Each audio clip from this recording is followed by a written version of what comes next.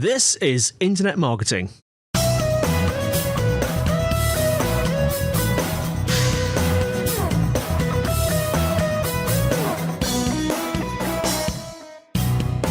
Brought to you by Site Visibility at sitevisibility.co.uk. This is Internet Marketing. Now, before we start today, a bit of shameless self-promotion because Site Visibility has recently published the Ultimate Content Promotion Guide. It's their most comprehensive guide to date, and in it they break down all of the content promotion tactics, tricks and tools you'll ever need to help you achieve content marketing success. You can download the guide plus a handy printable content promotion checklist for free by going to bit.ly, that's bit.ly/ultimate-content or ultimate-content. Same thing, really. Now, today I'm joined by Oliver Brett, SEO manager at Screaming Frog in Oxfordshire in the UK. Oliver, how are you? Very well, thank you. How are you doing? I think I'm doing fine. Oxfordshire, that's reasonably close to me. I say reasonably close. I've been speaking to a lot of people from North America. So compared to North America, Oxfordshire is literally on my doorstep, although I'm in Brighton. What's the weather doing up there? The weather is currently cloudy and depressing, as always. I'm glad, because it's equally depressing down here. We've got this big blob of cloud coming over from the North Sea, but never mind. I think I'm looking at the same blob as you. Yes, it's a massive blob. It's big enough to fit over Oxfordshire and Brighton. Right, tell us about yourself and Screaming Frog. Well, I suppose my sort of journey into SEO started as I just finished university. And as a history graduate, I'd chosen history because basically I didn't know what I wanted to do with my life. And that continued after I finished university as well. So I was sort of looking around for jobs in my local town, and there was this job offering from a company called Screaming Frog, which is obviously a very weird name for an agency, but they were offering an SEO executive role, and took that up mostly because it was sort of 20-minute walk from my house, which I've since distilled down into a 5-minute bike ride. And 4 years later, I'm still here, sort of still working on SEO campaigns and stuff like that. So, yeah, it's been really good fun. And what time is Screaming Frog even? That would be a good name, wouldn't it? Is Screaming Frog a fairly typical agency, or do they sort of specialise in certain things? I think so. We've got a bag full of bean bags, just like everybody else. I suppose we're most famous for our software, which is obviously the Spider tool, which everyone's heard of. That's mostly for technical SEOs, but Screaming Frog actually started out as just a normal SEO agency. And it was only after we encountered lots of technical issues with crawling websites that we decided to create that tool and then eventually put it on the market.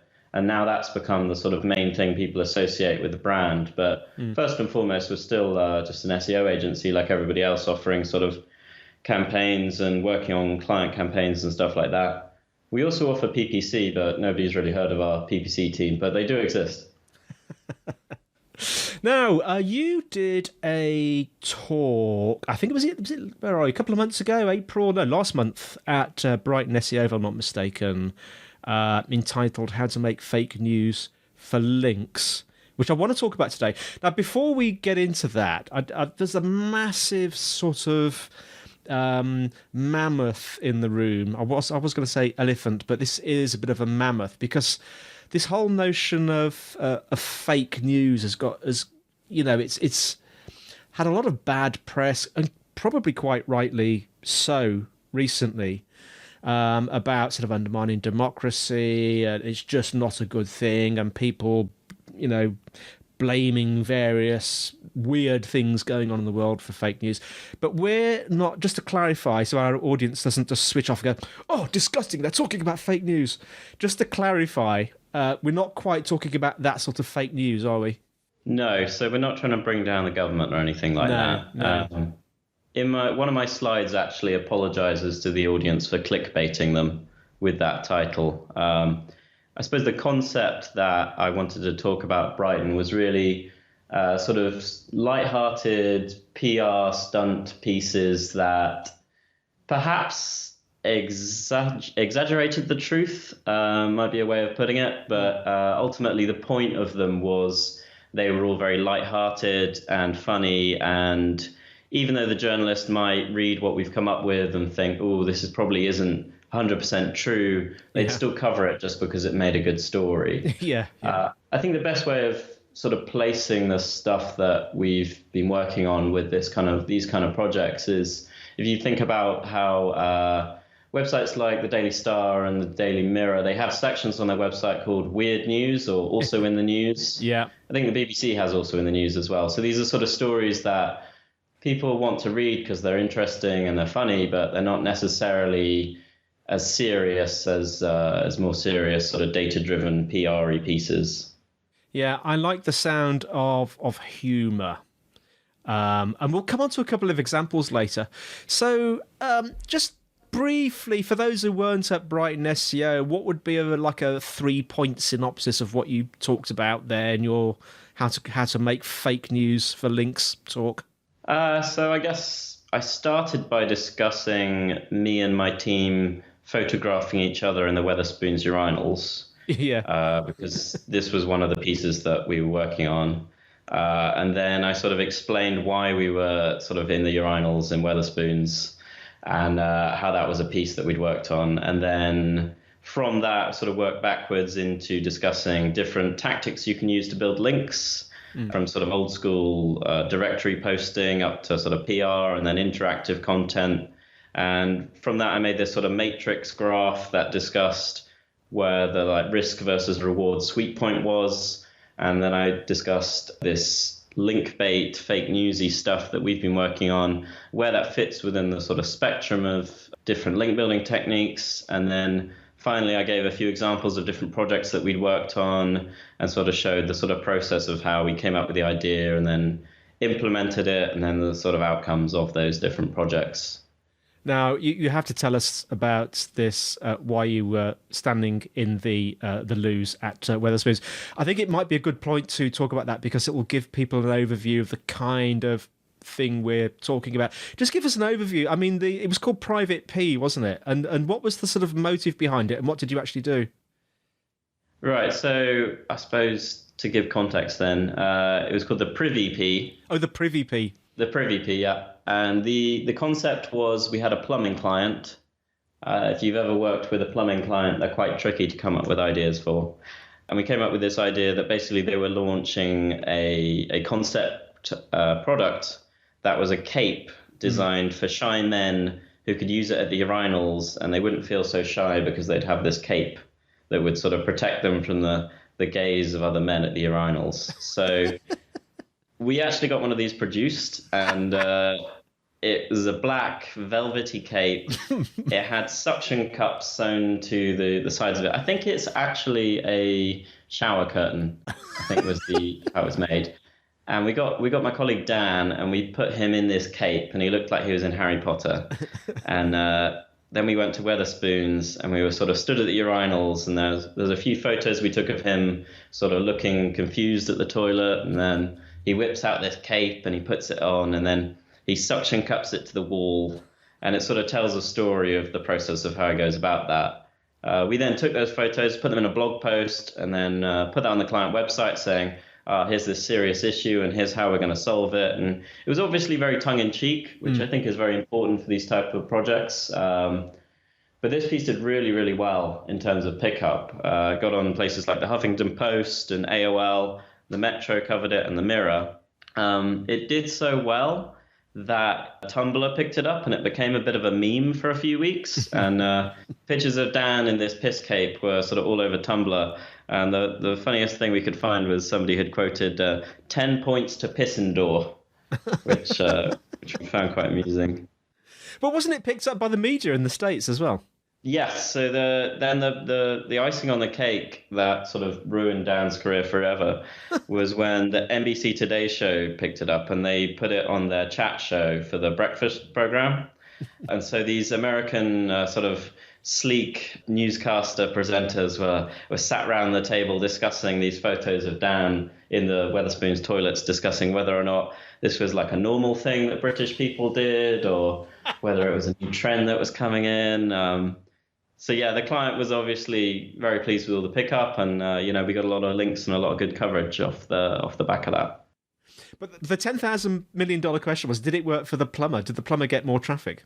I was sort of only in the production of that campaign. I didn't work on the sort of analytics and stuff. Right.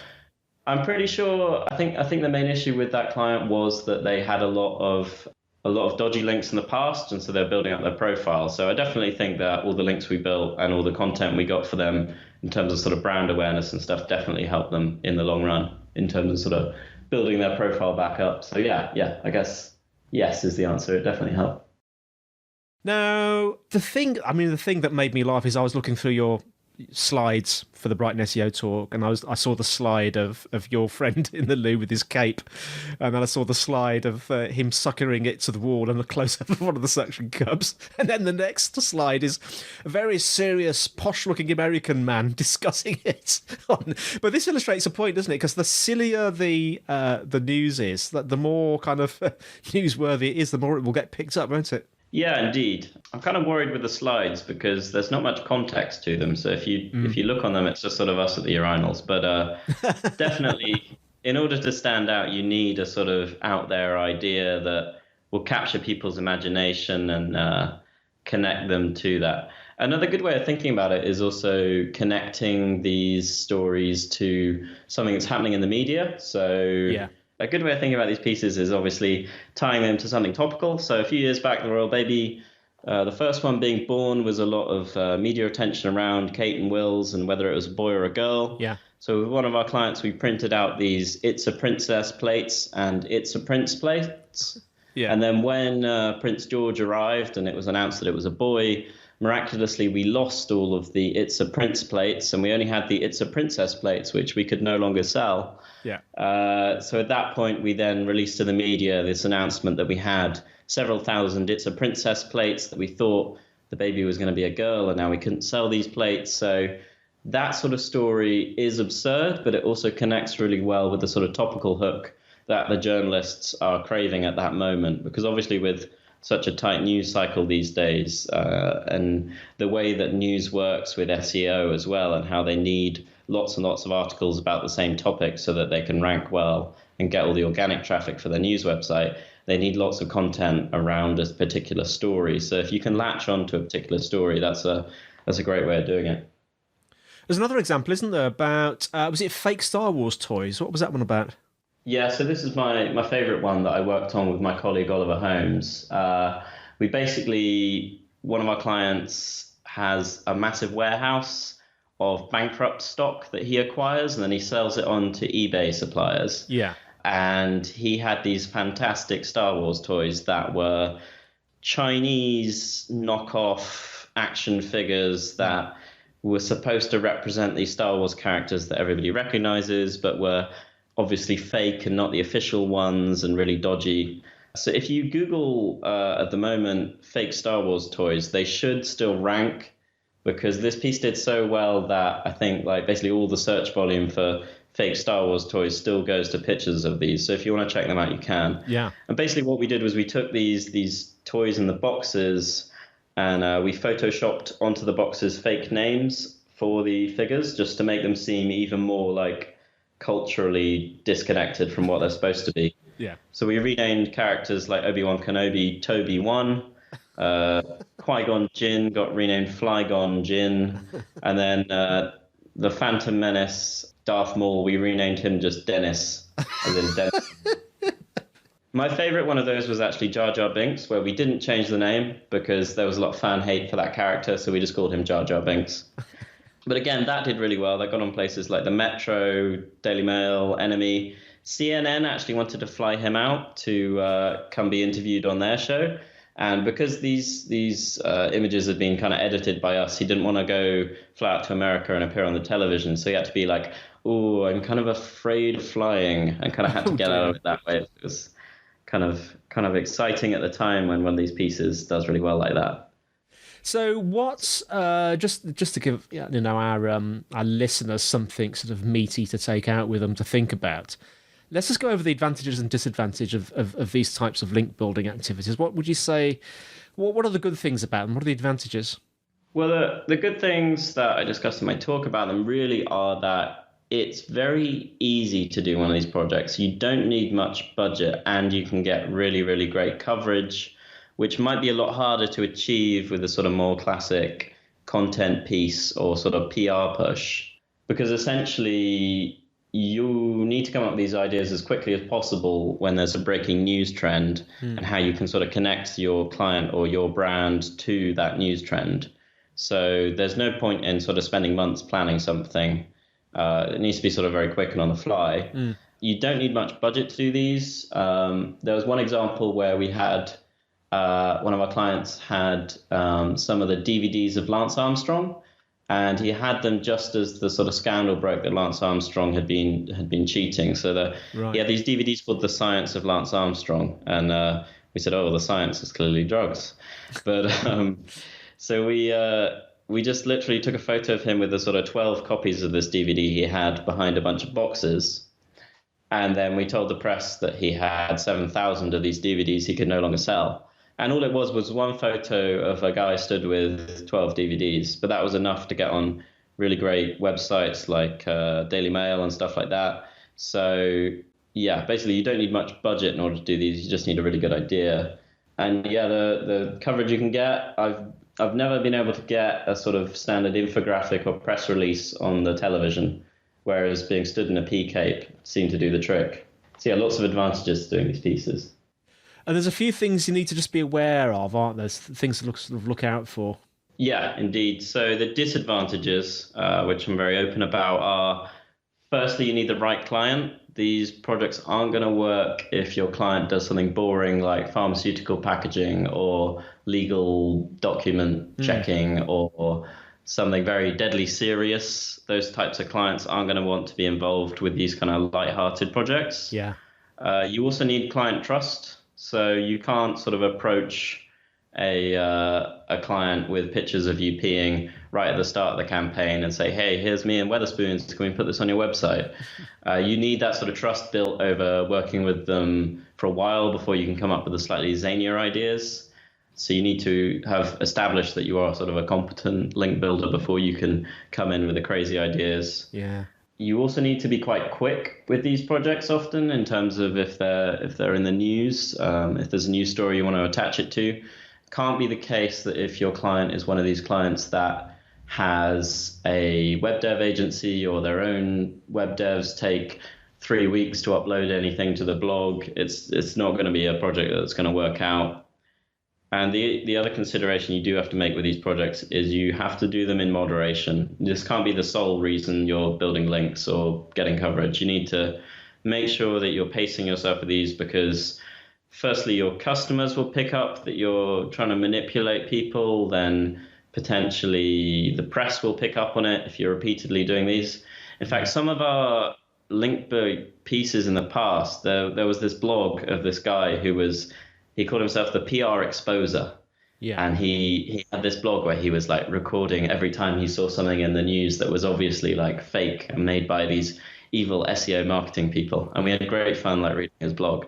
But a few of those were in there. So we were kind of like, oh, maybe if this got out, people wouldn't trust any future pieces we were doing as much. So you've got to do them in moderation. And also there is a slight risk that potentially Google might see this as sort of manipulating their algorithm and stuff. So you've got to make sure you're doing it for the right reasons and you're pushing it for sort of brand awareness rather than purely just for the backlinks. So those are the sort of shortcomings of this type of work that you do have to be aware of when you're doing it. Yeah, some serious things there to think about.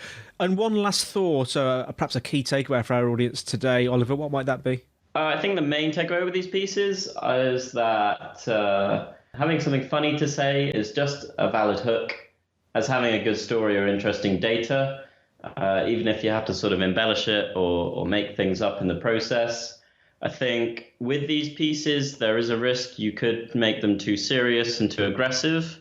But as long as you're keeping it lighthearted and everyone's having fun, then I suppose that's a great way to sort of get a brand out there and really push it in terms of how you go about doing one of these projects, I suppose. Well, Oliver Brett, thank you so much for speaking to us. How can our listeners find out more about you, more about Screaming Frog? I suppose the best way is Screaming Frog's Twitter account, just at Screaming Frog. My Twitter account is at Oliver Brett. And I'll actually be doing this talk again in Search Leads in June. If anyone's about, do come say hi to me at the bar. Fantastic. So thanks for listening, everyone. and the show notes will be in the usual place, which is, of course, sitevisibility.co.uk/IM podcast.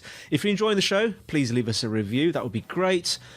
Questions and suggestions, the email is podcast@sitevisibility.co.uk. You can tweet at sitevisibility. We have a Site Visibility group on LinkedIn. Well, that's all from me, Andy, and it's all from Oliver. Bye. Thanks, Oliver, and we'll see you next time on Internet Marketing.